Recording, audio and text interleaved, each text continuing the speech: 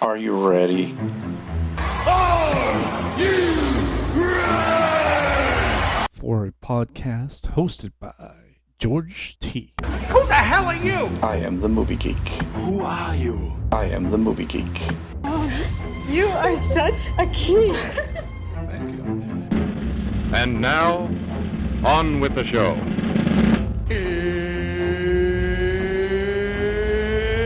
It's time! It's showtime.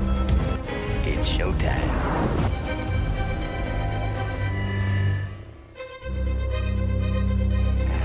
Here we go.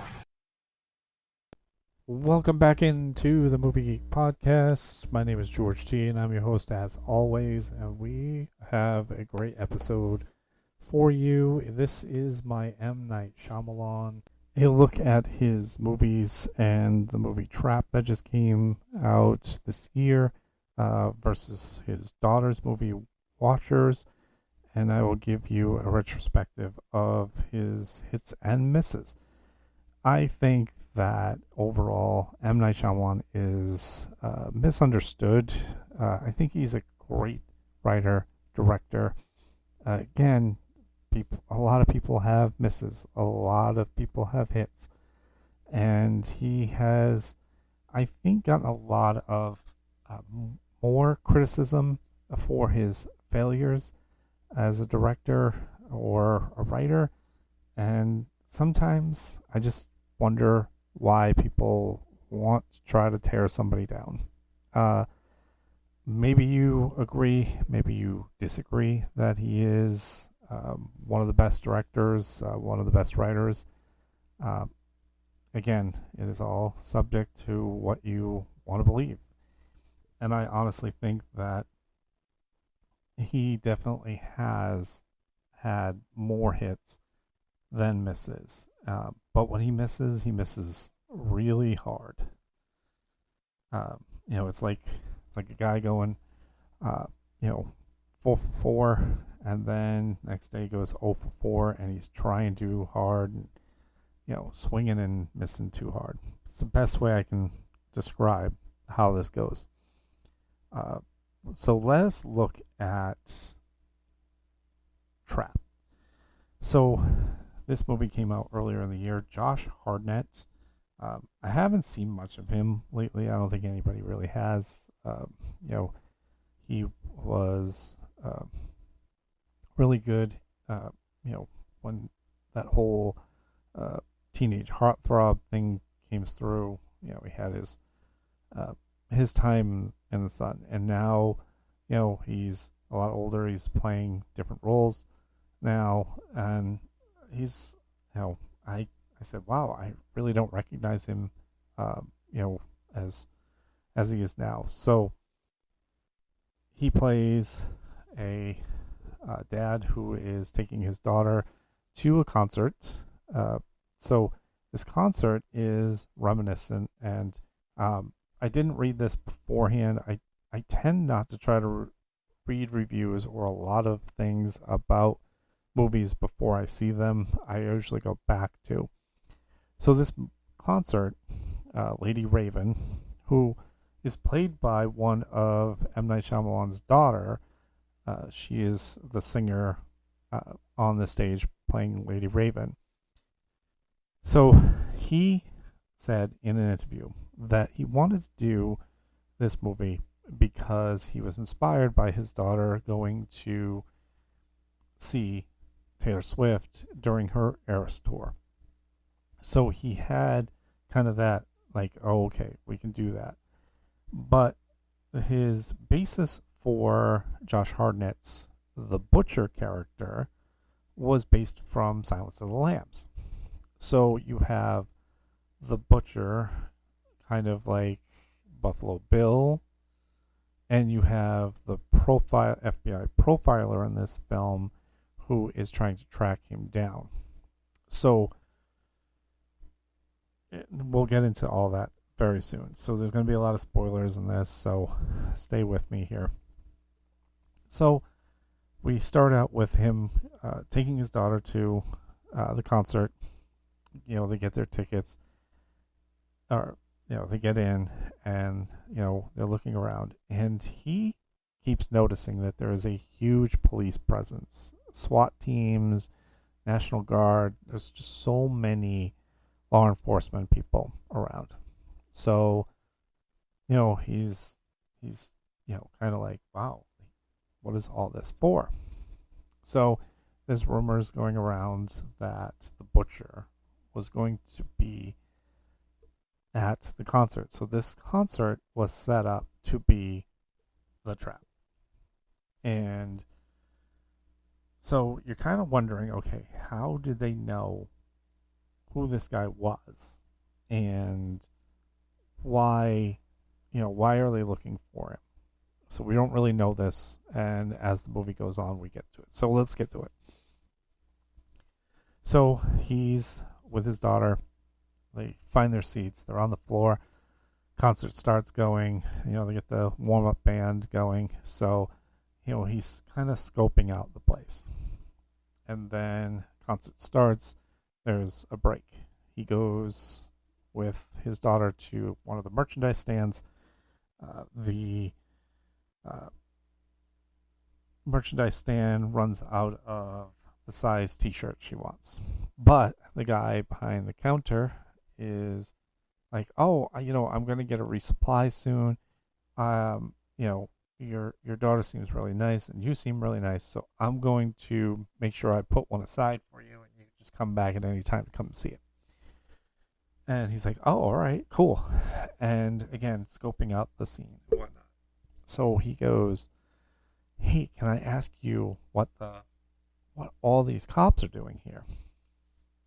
And the guy's like, oh man, I shouldn't be telling you all this, but you know of the butcher? And he's like, yeah, I've heard about that. And he goes, well, we've been sworn to secrecy, so if you say anything, I could get fired, whatnot. But I guess this whole concert is a trap, and they're gonna capture this guy. And he's like, well, that's good, and yeah, I'll be back for that t-shirt. So now he's starting to try to plan his escape at this point. And so he's like, oh, maybe, let's not go back to our seats right away. Let's kind of look around a little bit more. I think there's a stand over there where I saw, some food or whatever. So as he's walking around, more and more SWAT team come in. The FBI starts popping up. And now he can't go outside now because he was like, oh, I want to go outside and get some fresh air. That isn't going to work. So there's just so many cops and everything else. So now he's got to figure out a way to go back to his seat and figure out a new plan.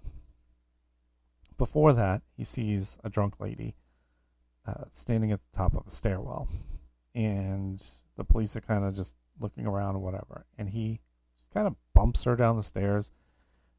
Police start running over, and he notices something about like how they're approaching things. So he starts walking around again. He goes back to their seats, and he goes, hey, I'm going to go get the t-shirt. You want to come with me? And she's like, no, I want to see the concert. Okay, I'm going to go.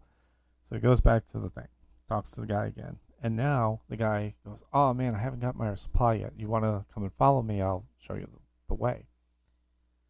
So he goes to the secret door, and he's telling him that everybody here was sworn to an oath. There's a secret code that in case we're trying to leave, if we have this pass and the code, that we're okay. We're not one of them. We're not the butcher. And so Josh Hartnett's character is like, oh, so like, what is your code by any chance? And he's already swiped his card and he's put it in his back pocket, so he knows now the code. So he's still planning it around, and he winds up in an access area where the cops, the SWAT team members, are meeting. and he's got his, pass that he stole off the guy, and he has his code, so he knows that if he gets stopped, he knows, what to do. So he starts to listen to the briefing, and he's starting to get an understanding of like how he's portrayed. So, now he's like, oh, I need to get some coffee, guys. Walks through them, and so on. So he gets coffee. Then he notices that somebody put their radio down with a headset. He takes it. So now, while the concert's going on and he's walking back and trying to figure out, where's the best exit to go, he can hear the profiler talking about, what's the next move? What could he be doing? Blah, blah, blah. So, again, it's all psychological. Like he is, he's trying to stay one step ahead, even though he knows that, at any point he could get captured, because he's also noticing that they're pulling dads out of the stands and they're trying to get an idea of who could it be. There's over, I think the profiler said that there was at one point 3,500 dads in the stands. So they had to literally try to grab all 3,500 males to find out which one it was, because they had an idea that he was in the crowd. So he is plotting around, and then there's a point in the movie where Lady Raven has a special guest come up on the stage, or one of the collaboration parts. So the floor starts to open near where they're sitting. He comes up through the floor, and the butcher's like, oh, maybe we should go down there and see what's going on down there. Like, maybe that's, a cool place to hang out. And the daughter's like, no, why are you acting weird? Like, we're at the concert. Let's enjoy the concert. And now he's kind of sweating it out, because now he's like, oh my God, now I can't disappoint my daughter, but I need to figure out how to get out of here. Because obviously, clearly she doesn't know. So a little later on, there's another break. And she talks about, oh, this is going to be the song where, oh, Lady Raven has, one of us go up on stage. There's hundreds and thousands of, people in here. And one lucky, audience member gets to go up on stage and dance with her. And he's like, oh, like that's a great idea. So now he walks over to a guy who's walking around, taking information down to see who Lady Raven could pick. And it's funny because it's M. Night Shyamalan.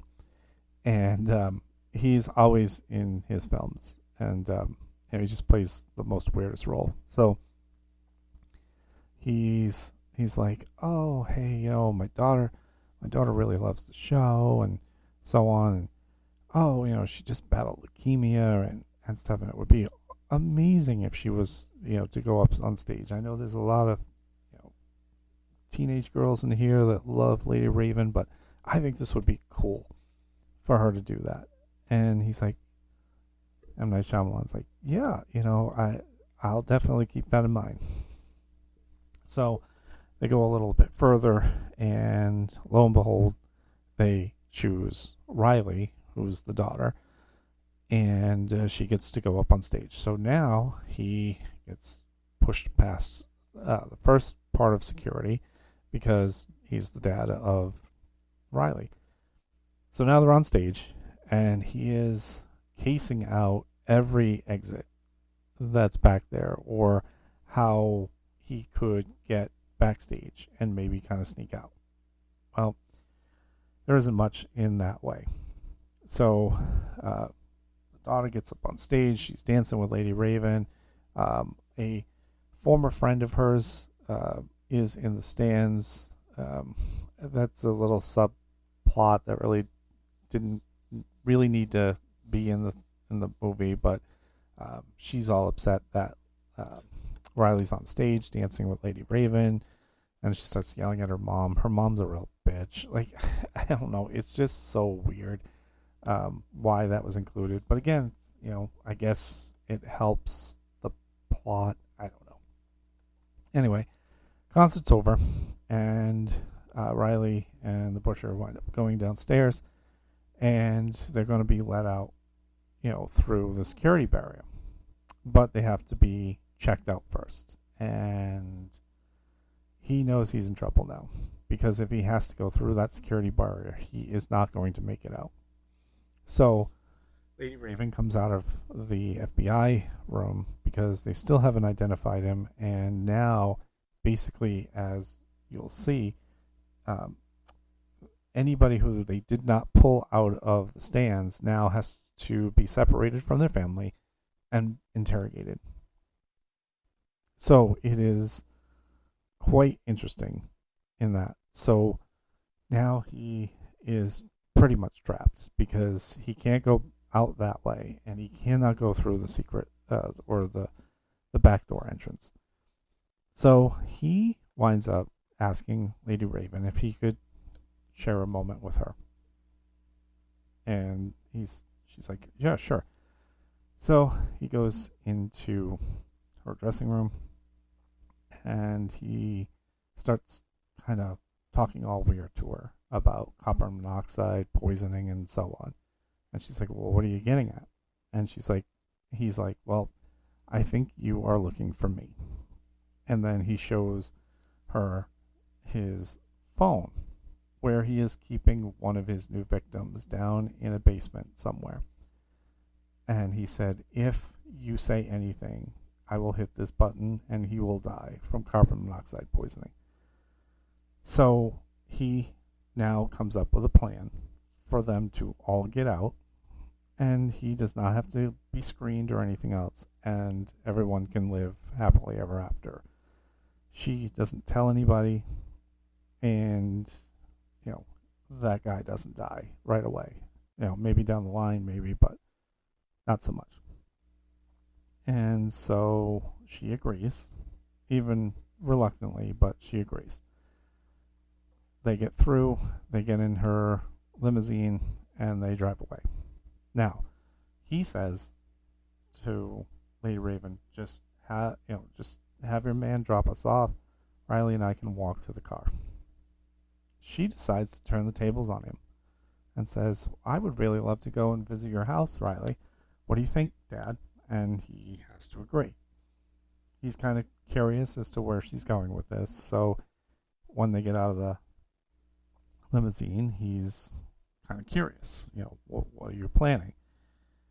She's trying to figure out, if he's, the guy in that picture is downstairs in that basement. So she wants to go into the house and meet the family, sit down, have dinner with them. She starts the conversation about, hey, do you guys know who the butcher is? Have you been following this? And she's asking all these questions about, like, wow, who could do such a thing, and so on. And the dad is starting to get angry about it. And so eventually he kind of is like, all right, I think, it's probably time to leave now and, go on your way. So right before Lady Raven was to leave, she wants to play one song on the piano that's in the living room with Riley. She sees Riley put her phone down, and she hides it in her pocket. So at the end of the song, she's like, oh, Riley, we should take a selfie together, and you can post it on your Instagram page or your Facebook or whatever. And she's like, oh, man, I can't find my phone. So she grabs the butcher's phone and says, well, here, we can take a couple on your dad's phone. And he's like, well, I'm not sure about that. And she rips it out of his hand, starts taking pictures. But he also had left it open for her to access the guy in the basement. So she runs to the bathroom, locks herself in, and this is when all hell kind of breaks loose in the house. She, says, to the kid in the basement, I'm going to try to get you help. Can you, do you know where you could be, or any landmarks or anything like that you can help me with? And there's a lot of screaming in the background. The butcher wants his phone back. the family's, in tears. They're like, "Why are you terrorizing her?" Like, and he forces them all to go upstairs and locks them away. So Lady Raven goes on her Instagram live and is trying to save this man who or kid that was in the basement. She's like, "Hey, he's locked in the basement, and he remembered seeing this. If you live anywhere near like this landmark or whatever," and people were filing through. So eventually the door opens and the butcher's like, "Who were you talking to?" And she was like, "Well, I was talking to your kidnapped person." And he's like, "Boy, you should not have done that, because now I can kill him right now." Somehow, some way, he escapes, or somebody figured out where he was, located the cops, and they were able to get him out. So now the butcher's pissed, and he decides he's now going to take Lady Raven hostage. So he packs up some stuff, puts her in the car, and is about to leave when the family has figured out how to, climb down from the locked room, and is crying on the front lawn, like, "Why are you doing this?" So on and so forth. So Lady Raven kind of sneaks out of the car and joins the family. Now the cops all show up, and now he's inside the house and just going about his business, not really caring. But he escapes in typical fashion. The quick exchange. He dressed up as a SWAT guy and walked out. Walked in, grabbed the limousine that Lady Raven got back into, and took off with it. So now his plan to do whatever to Lady Raven is in order. But he winds up getting stuck at a red light, and people are like, "Oh, wow." And they start surrounding the vehicle. And of course, Lady Raven is handcuffed, and she winds up reaching just enough to get to a window where she can roll it down. And now everybody inside knows that, she needs help. So they literally stop the thing. Now the cops show up. And somehow, some way, he escapes again in just regular clothes. Like, he had a bag of regular clothes. Somehow nobody noticed that he opened the door and snuck into the crowd. So, I mean, that's kind of like, ooh, like, how did nobody notice? So he escapes again.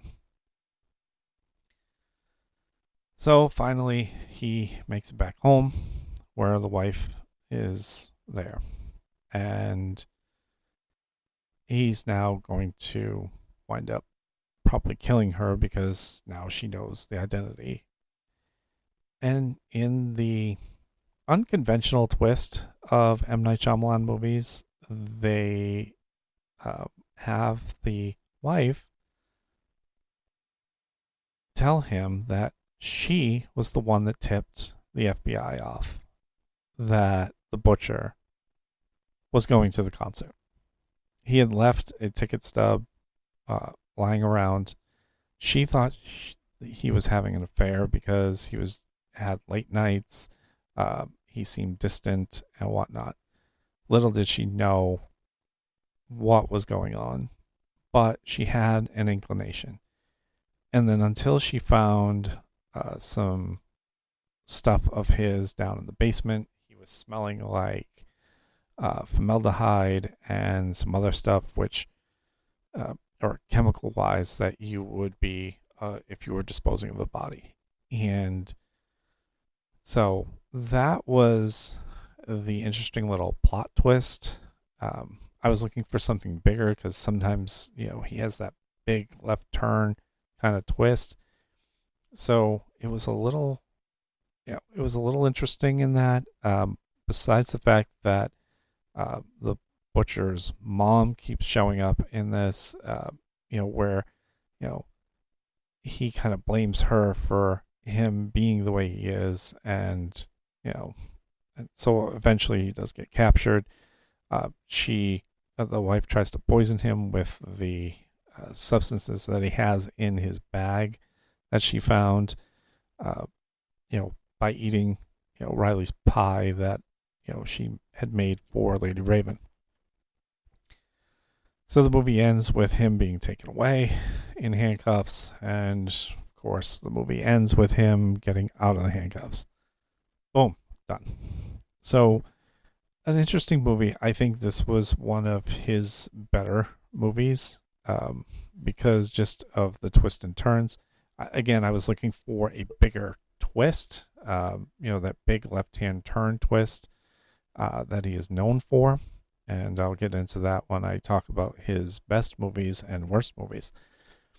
So I definitely give this at least 1 thumb up. 2 would be stretching it. There was some intricacies I just didn't like about the movie, but overall it was one of his better movies. And again, he's had some good ones and he's had some bad ones, but this was definitely one of the better ones in the collection. So with that being said, let's get to what Rotten Tomatoes says about his movies and whatnot.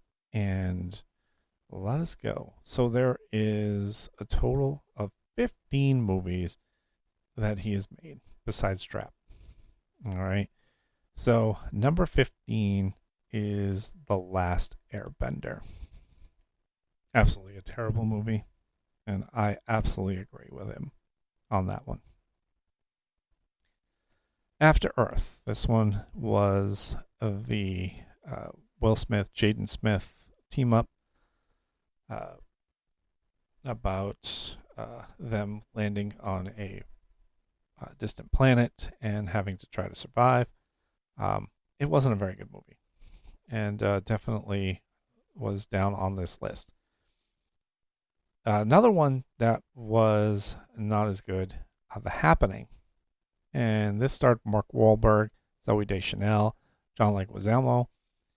And this one was a very interesting, it's an apocalyptic threat to humanity arrives out of the clear blue sky with a series of violent and inexplicable death spreading throughout the world. And they must survive all of that. It was definitely a miss, and it definitely belonged down on the bottom list. One of his other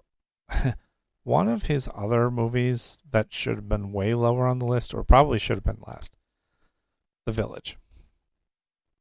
This is just a downright terrible movie. It's a creepy, 19th century community that fears creatures that inhabit the surrounding woods. All I can say is Bryce Dallas Howard and Joaquin Phoenix are in this movie, and they were absolutely wasted in this movie. Their talent is way too good for this movie.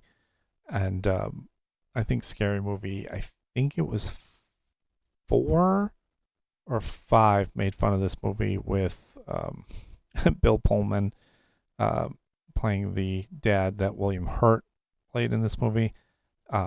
It is hilarious. I wish I remembered before I did this episode. But The Village, Bryce Dallas Howard plays the blind girl who is sent out into the woods to find help. If that doesn't say stupidity, I don't know what is. Oh, and by the way, when she does somehow find her way out of the woods, she winds up on a road. A paved road. So, yeah, this movie was absolutely abysmal. Old is number 8 on this list. I think it should be, right down there with The Happening. This is a weird movie in the fact that it, is a tropical retreat, and the water somehow turns these people old. I'm upset about this movie. So let us look at what I feel is some of his best work. I honestly did like Knock at the Cabin. This had Dave Bautista, Jonathan Groff, Ben Aldridge.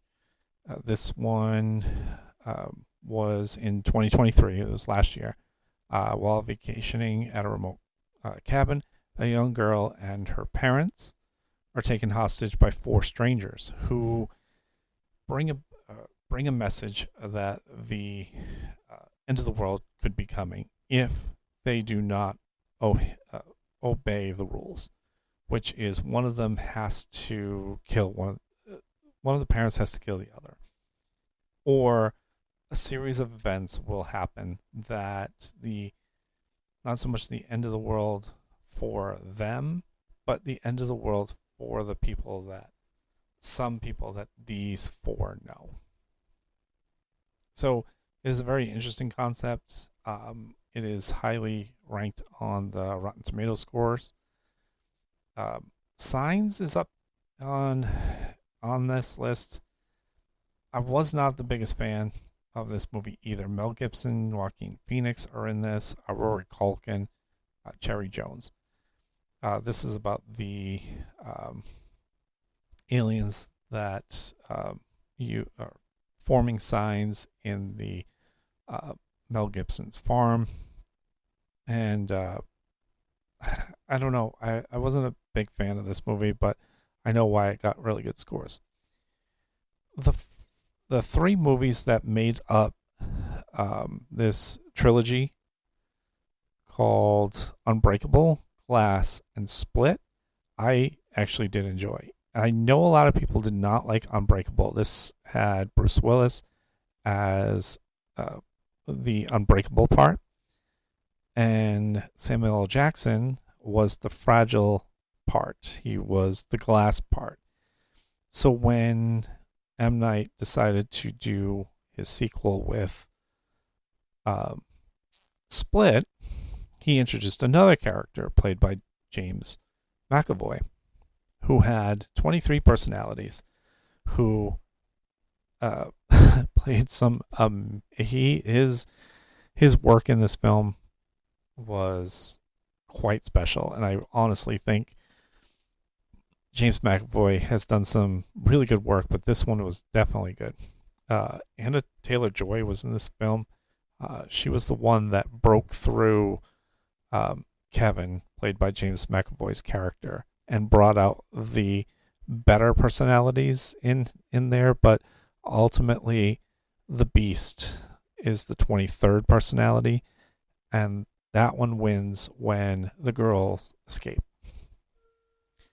Which leads us to Glass. Glass brings all 3 of these people together. So you have Unbreakables, Bruce Willis, James McAvoy's The Beast, and Samuel L. Jackson's Glass. And I know why this is really ranked really low on this scale. Because the ending doesn't really give justice. It really doesn't. And I was expecting a whole lot more out of this film, but the entirety of the 3 films together works until the very end. Now, my top 3 of his would be Lady in the Water,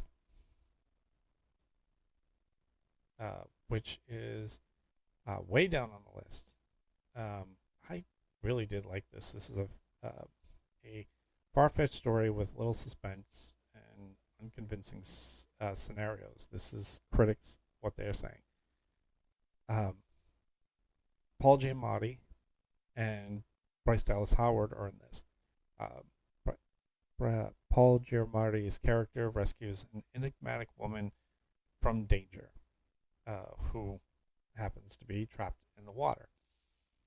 So I understand critics hating this movie, but the acting in this film was really, really good, and I say it was definitely a top 3 for me. Then a little known film of his, one of his first directing films, he didn't write this film, Wide Awake. This stars Joseph Cross, Timothy Rosnet, Dana Delaney, and Dennis Leary. Struggling to adjust to his beloved grandfather's death, a boy seeks understanding of God, life, and injustice through, a boarding school, and it's a very, very touching film. Again, he directed it, but he did not write it, so it's not as well known. Don't get me started on The Visit; it's not on the list. And clearly number 1, and this is his most critically acclaimed one, obviously with a 86% Rotten Tomatoes score. And everybody knows this movie, The Sixth Sense, where you had Haley Joel Osment, who is the little boy who sees dead people. Bruce Willis, Toni Collette, Olivia Williams are in this film as well. Bruce Willis is a psychologist who is trying to help Haley Joel Osment's character, Cole. And he tells him he sees ghosts.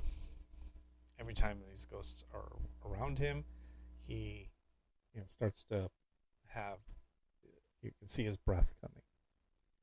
So every time he talked to Bruce Willis, his breath would be cold. So he didn't pick up on that. So eventually we get to a part where, as he's seeing people, he sees a little girl in his room. She died because, as we find out, he goes to her, Bruce Willis' character, maybe we should go and find out who this girl is, and maybe you can help her. So she eventually kind of helps him through, he's asking questions. He goes to her funeral and helps her dad find these tapes that she made. Her mother was killing her, poisoning her, and eventually obviously killed her, and everything goes to hell for the mother. But he again has a gift, and his mother, played by Toni Collette, does not know what to make of her son. And there's some scenes where you see her and Bruce Willis' character in the same room, and they somewhat interact, but you're not really sure. But then the big plot twist toward the end is when he kind of alludes to the fact that Bruce Willis' character is dead, and everything starts to fall into place. The one key element to this movie, and I saw some documentaries when I got the DVD copy of this movie, that every time you saw a red door or a red handle or something red would indicate that Bruce Willis wasn't interacting with any of the characters or anything in that point. He is walking among them, and so when you get to that big twist at the end, when he realizes, oh my God, I am dead. Now the boy's got to help him crossover, help him find a way to communicate to his wife, who is still grieving over his death, how to help him get his closure so that he doesn't have to see Bruce Willis' character anymore. And it is just a fascinating movie. Misha Barton is in this too. She was the little girl that died from the poisoning. Great acting, great storyline. Definitely his best movie by far. And obviously, clearly, The Village is definitely his worst. If you agree, disagree, let me know in any way, shape, or form, however you can. I would love to hear your thoughts on M. Night Shyamalan movies. I would love to hear your thoughts on my list. And if you did like The Village, I want to know why. Just throwing it out there. Okay. Again, you're going to send a blind girl into the woods with supposed monsters. And somehow she winds up getting through the forest to a paved road when they are living like Quakers, basically, with no electricity. They're using gas lights, for Christ's sakes. And there's an outside world that nobody knows about. Or maybe they do. I did want to ask Bryce Dallas Howard when I saw her in Boston about this movie, and I did not get to, but clearly, maybe someday down the road, we'll have some people on, some actors, and maybe next year at Fan Expo, maybe even next year at Rhode Island Comic Con, we can set up some interviews and so on, because obviously, clearly, I got press passes for Boston last year, so I shouldn't have to worry about that. Rhode Island was a little bit stricter about how long you've been on, and what your reach is. So help me out with that. You've got friends and family who love movies. Let them know. Let's see if we can't grow this out a little bit more and see how this goes. Because I've enjoyed doing this. And I love seeing movies. I love talking about movies. And I want to keep doing this. And I would love to interview people. Jennifer has been great. I mentioned her on many of occasions because I think she's so talented. Definitely, if you haven't seen any of her work, definitely check that out. So, with that being said, there is my episode for you on M. Night Shyamalan movies. I do hope that you enjoyed the Mike Flanagan one. I cannot wait for his Carrie series. Not so much about his Exorcist movie, but hey, I'm giving him a very good shot at probably making a very good Exorcist movie. But I'm actually looking forward to the Carrie series. I want to see how he does. I even want to see if he does another Netflix series that, he had so many good hits. Maybe there's another one coming. Don't know just yet. We won't find out until after he finishes Carrie and The Exorcist. So we're hoping on that. So I hope that you've enjoyed all of spooky season. Don't forget, I've got a bunch of stuff cooking down the pipe, and I will see you at the movies. See you next time. Bye. Waiting for you. Goodbye. Goodbye. Goodbye. Hasta la vista, baby. That's all, folks.